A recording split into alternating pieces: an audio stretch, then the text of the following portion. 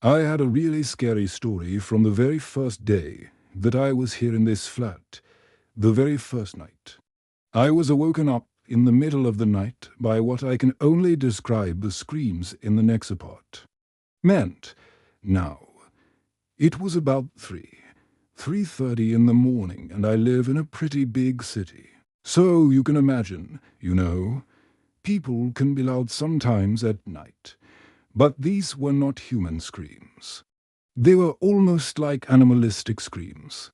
And they were coming from right next to my apartment.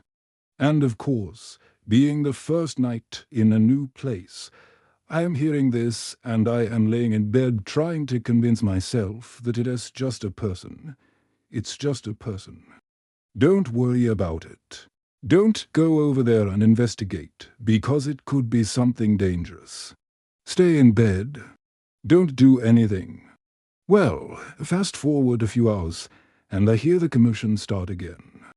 And this time I actually got up, and I went to investigate. And as I'm walking down the hall to the screaming, obviously I'm getting more and more nervous. My heart is beating faster and faster. When I get to the end of the hall, I see that all of the doors are closed. And remember, this is 4 in the morning. You are not supposed to be seeing any people in the hallway at this time. But I see a light coming from under the door of the apartment next to mine. And I'm thinking to myself, okay, someone's home. It's just someone home. Don't worry about it. It's fine. So I knock on the door and I ask if everything's okay. If they need any help. Then I hear a voice from inside the apartment say, "No, we're fine. Everything's fine. Just leave us alone now." At this point, I'm even more freaked out because I haven't seen anyone. But I can hear voices in the apartment. And to make things worse, after they said that, the screaming started again. It was even louder than before, and it sounded like something heavy being dragged across the floor. I run back to my apartment, lock the door, and I call my girlfriend who's staying with me. And I tell her about the situation. She's, of course, very concerned.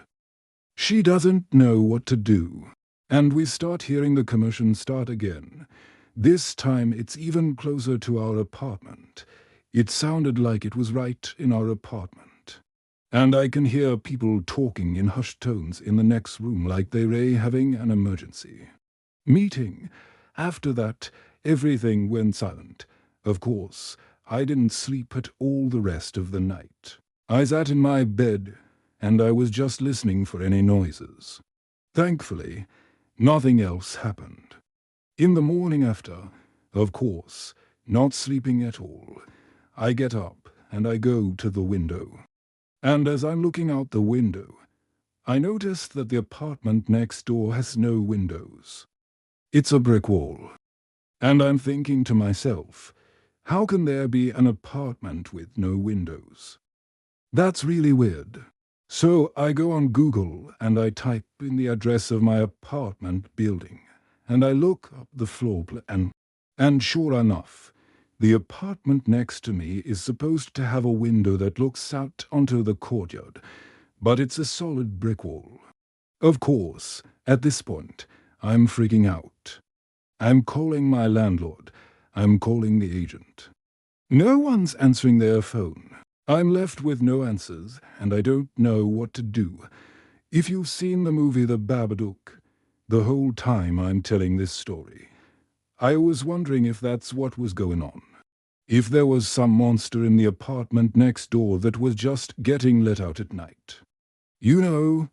Terrorizing the neighborhood. Anyways, I eventually did find out what the noise was. It was just the people in the apartment next door having a pretty wild party. But still, it's pretty scary to think that that's what it was, because if I hadn't gone and checked, who knows what could have happened.